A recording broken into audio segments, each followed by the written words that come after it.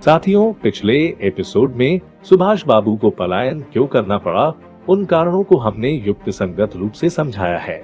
आइए इस भाग में देखते हैं कि सुभाष बाबू ने इस पलायन की योजना कैसे बनाई, अपनी योजना को पूरा करने के लिए समय पर कार्रवाई कैसे की, सबकी आंखों में धूल झोंकने के लिए कौन कौन से भेष धारण करने पड़े और आखिरकार बाबूजी घेराबंदी तोड़कर कैसे सुरक्षित बाहर निकले। ऐसी एक फैंटेसी रोमांचक फिल्म जैसी लेकिन एक सच्चे देशभक्त की सच्ची कहानी हम देखने जा रहे हैं, तो एपिसोड को अंत तक जरूर देखें। मित्रों, सुभाष बाबू की योजना के अनुसार किए गए व्यक्तिगत आंदोलनों पर ध्यान दें। उन्होंने पुलिस को झांसा देकर भागने की 40 दिन की एक योजना बनाई। उन्होंने खुद को बंद कर ही लिया था। अब उन्होंने लोगों के मिलने आने पर भी रोक लगा दी।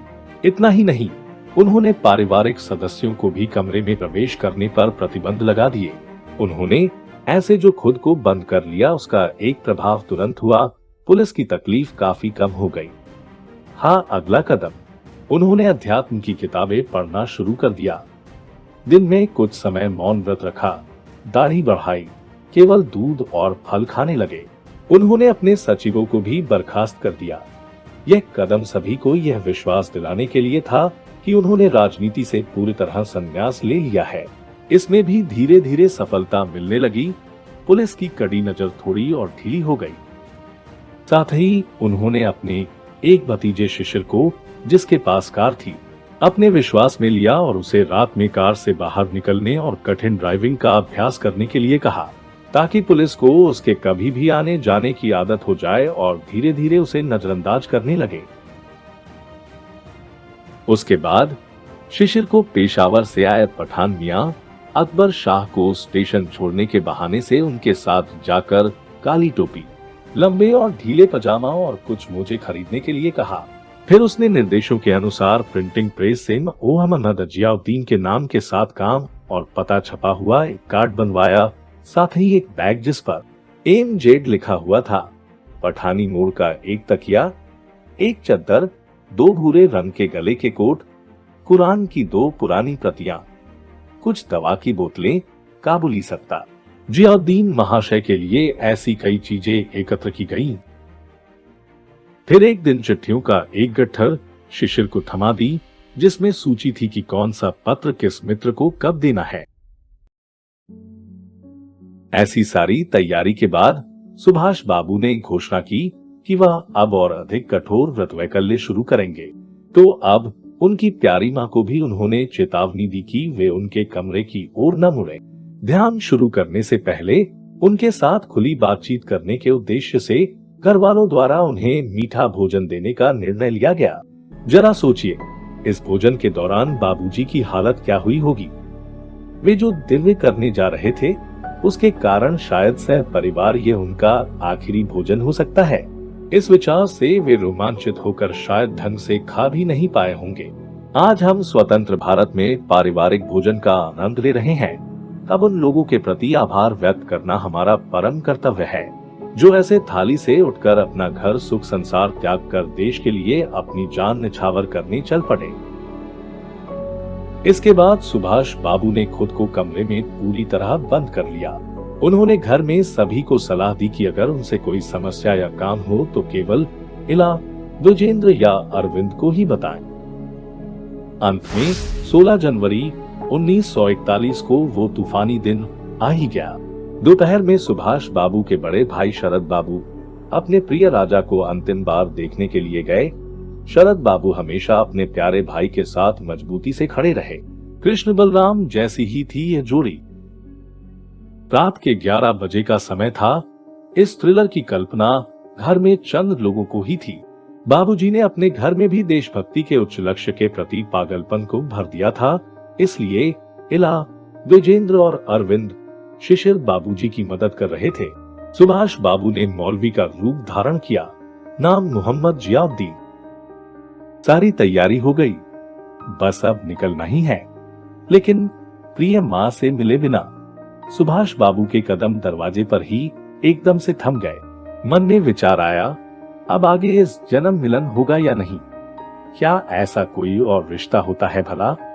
यहाँ तो अपनी नाल जुड़ी रहती है, परंतु उस दिल चिरने वाली स्थिति में भी कर्तव्य की ही जीत हुई, क्योंकि यह कर्तव्य था हम सबकी जननी का, हमारी प्राणप्रिय भारत माता का, जिस भूमि ने हम सभी को जन्म दिया, अन्न जल देकर हमारा पालन पोषण किया, उसका कर्ज चुकाना हमारा पहला कर्तव्य है। लेकिन कितने लोग इस बात से वाकिफ हैं? बेहतर यही होगा कि यह सवाल हम खुद को ही पूछे, किंतु यहाँ इस सुपुत्र को वह पूरी तरह से ज्ञात थी, और ताकि वे अपने अंतिम कर्तव्य से न चुके, इसलिए उन्हें अपनी माँ, अपनी प्यारी माँ से बिना मिले ही निकलने का कठोर निर्णय लेना पड़ा, और उन्होंने वो लिया। लेकिन कम से कम अपनी माँ के लिए एक खत तो लिख कर रखूं, इसलिए उन्होंने पत्र लिखने के लिए लिया।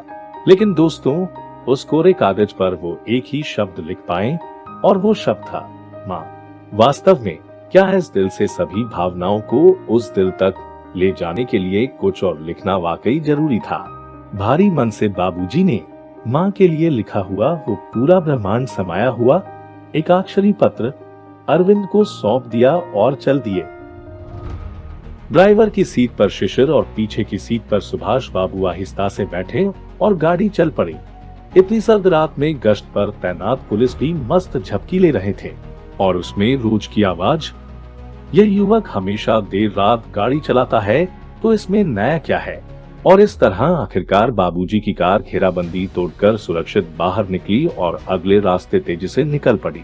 तो दोस्तों, आपको ऐसा लग रहा होगा ना कि पलायन की यह कहानी यहीं खत्म हुई, क्योंकि हमारी पाठ्य पुस्तक का इतिहास तो इस मामले में यही समाप्त होता है और सीधे जापान में जाकर खुलता है। लेकिन इस थ्रिलर की शुरुआत सही में यहीं से तो होती है। उसकी विस्तृत हकीकत हम अगले भाग में देखेंगे। इसलिए अगर आपको ये वीडियो पसंद आया हो तो इसे जरूर लाइक कीजिए और इस चैनल को सब्सक्राइब करना न भूलें। धन्यवाद। वंदे मातरम।